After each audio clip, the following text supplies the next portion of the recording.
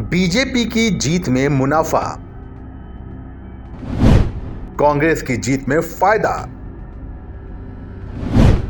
मध्य प्रदेश के किसानों की चांदी, चुनाव के बाद सौगातों की बरसात। मध्य प्रदेश में हुए विधानसभा चुनाव 2023 में भी किसान सबसे बड़ा मुद्दा थे। एमपी में 17 नवंबर को मतदान हो चुका है और 3 दिसंबर को परिणाम आएंगे। राज्य में सरकार किसी की भी बने, एक बात तो तय है कि इस बार किसानों को बड़ी सौगात मिलने जा रही है। राजनीतिक दलों ने चुनाव से पहले किए अपने वादों पर अगर अमल कर दिया तो किसानों के अच्छे दिन आना तय है।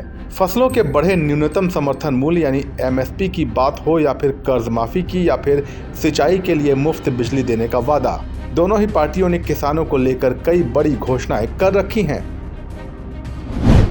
अगर बनी भाजपा सरकार, राज्य में इस बार भी बीजेपी और कांग्रेस के बीच कांटे की टक्कर है। अगर भाजपा की सरकार बनती है तो किसानों को बड़ी सौगातें मिलेंगी। भारतीय जनता पार्टी ने अपने संकल्प पत्र में किसानों को लेकर कई वायदे किए हैं।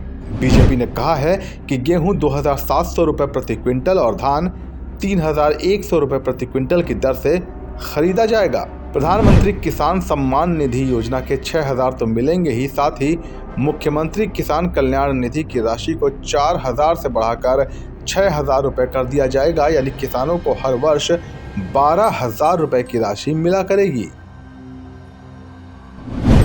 अगर कांग्रेस को मिली सत्ता, अगर राज्य में कांग्रेस की सरकार बनती है तो भी किसानों को बड़ा फायदा होगा। कांग्रेस ने अपने घोषणा पत्र में कहा है कि अगर प्रदेश में कांग्रेस सरकार बनी तो किसानों का 2 लाख रुपए तक का कर्ज माफ किया जाएगा। गेहूं 2600 रुपए प्रति क्विंटल और धान की खरीदी 2500 रुपए प्रति क्विंटल की दर से होगी। सिंचाई के लिए 5 HP पंप तक बिजली माफ कर दिया जाएगा, जबकि 10 HP तक का बिल हाफ और बकाया बिल भी माफ करने का वादा कांग्रेस ने किया है। कांग्रेस ने खाद का 100% तक विक्रय सहकारी समितियों से करने की बात कही है। मेरा तालाब मेरा खेत, मेरा कुआं मेरा खेत और मेरा ट्रांसफार्मर मेरा खेत योजनाओं के लिए 2 लाख रुपए तक के ऋण माफ कर दिए जाएंगे।